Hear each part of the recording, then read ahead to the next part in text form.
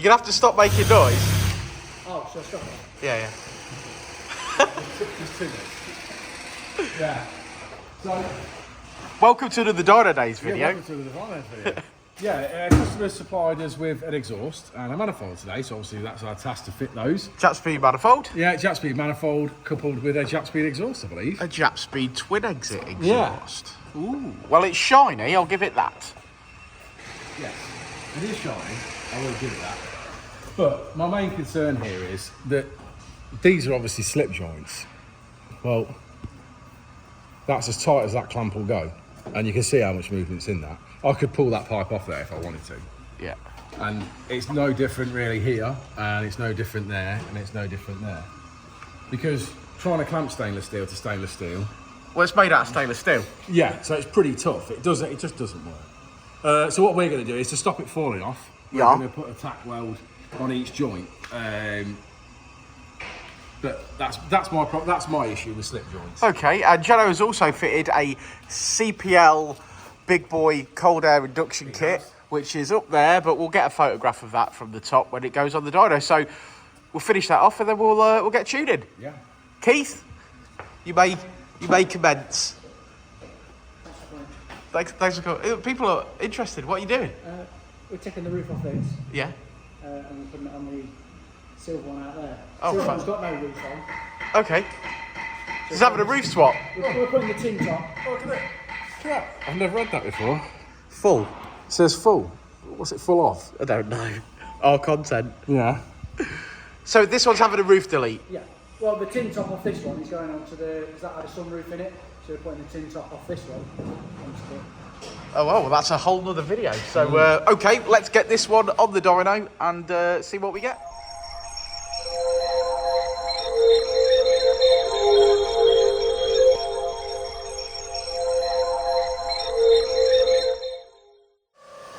Okay, here we go. It's up on the dyno. So first thing first, stock power run, see where she's at with the modifications that we've made, and then flash the stock ECU with an Ecutek license, allowed us to data log and start tuning. So let's make some noise.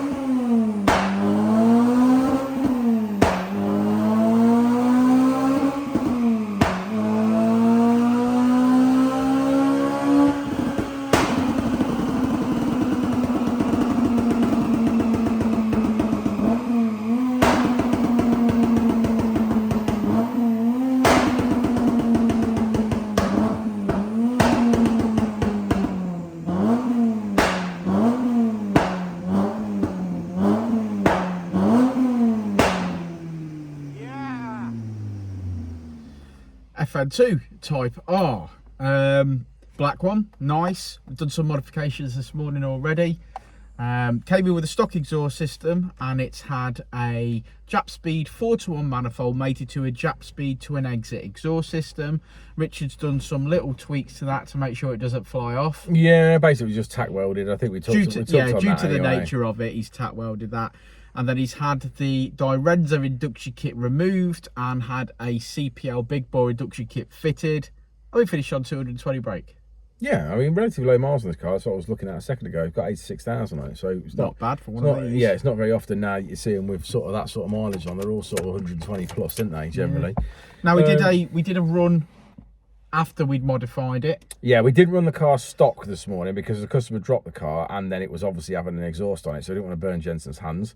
So we put it straight on the ramp and obviously got on with that. So when you look at the comparison, it made sort of 220 as it was, and it's still made 220 now.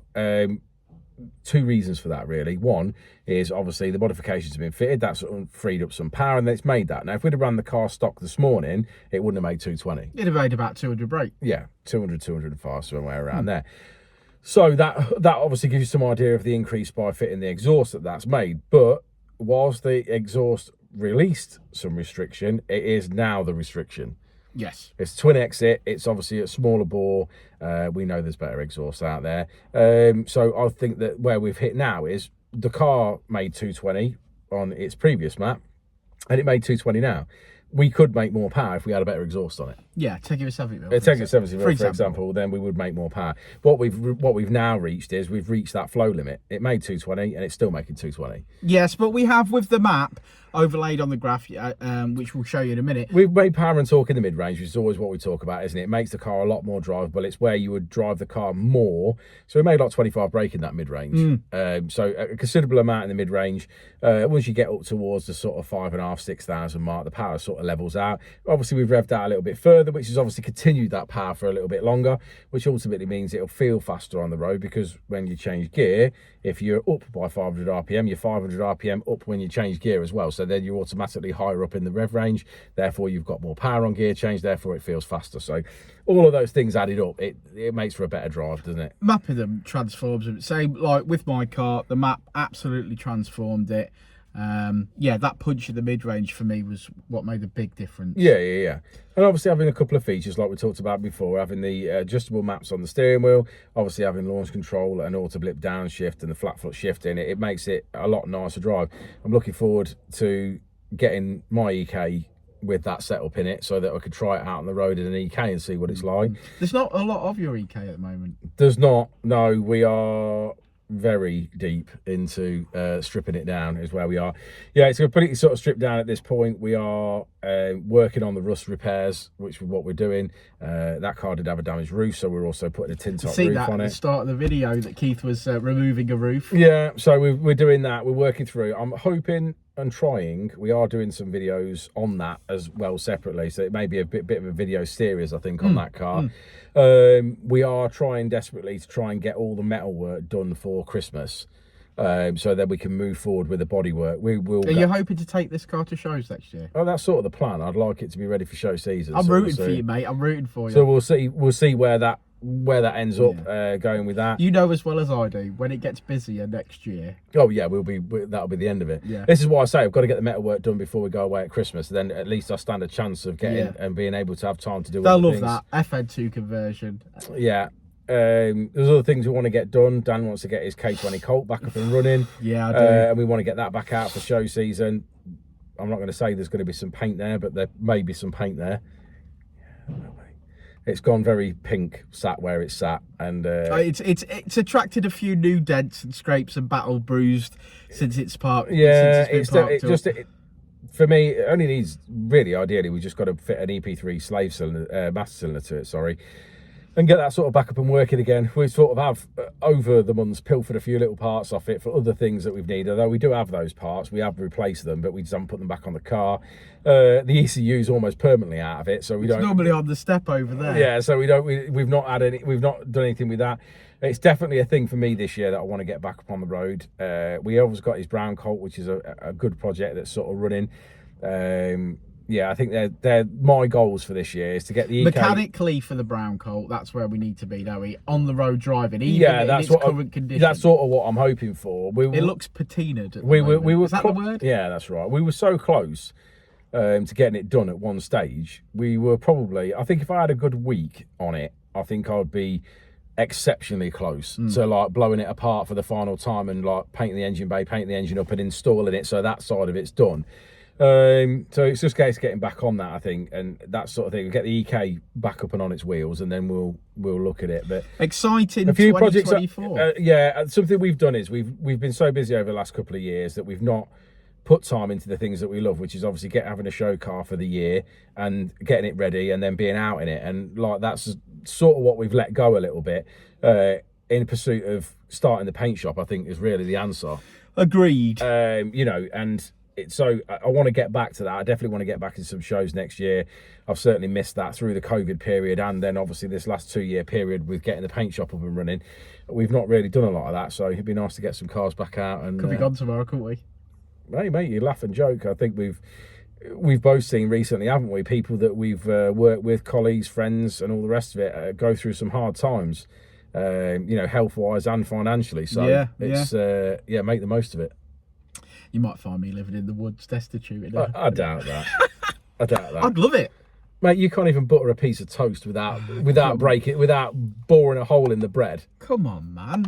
So there's no way you're living in the woods. He has to carry 10 boxes upstairs, and he's like, "Oh, I've got to go home. My knees are hurting." They do. Can you imagine if he had to chop a tree down and chop some wood up to keep warm? He just wouldn't survive. Natural selection would take him out way before he froze to death. I'd be like my dad. I'd just have my gold card out, doing Zorro with it everywhere. Right, let's look at this graph. Let's have a look at the graph. And there you have it. So all the power in the mid-range that we've gained, as you can see. Red line is how she came in, blue line is how she leaves. Pretty much same peak power. We've made wheel horsepower, you can see that. But that's an average reflected across the graph. But yes, big punch in the mid-range, finishing on 200, I'm calling that 220 brake, 183 at the wheels. Thanks for sticking around to the end of the video, guys. Like and subscribe and all that jazz. We sell all these parts. So whether you want a CPL Big Bore induction kit or a Japspeed 4-to-1 manifold, we've got them. We can fit them. If you need a bit of paint work or you want a grill fitting, give us a shout. Uncle Keith can sort you out. And we'll see you on the next one. Hey, Rich. We'll see you on the next one, won't we, mate? He says we will indeed. I said it before and I'll say it again. Life moves pretty fast.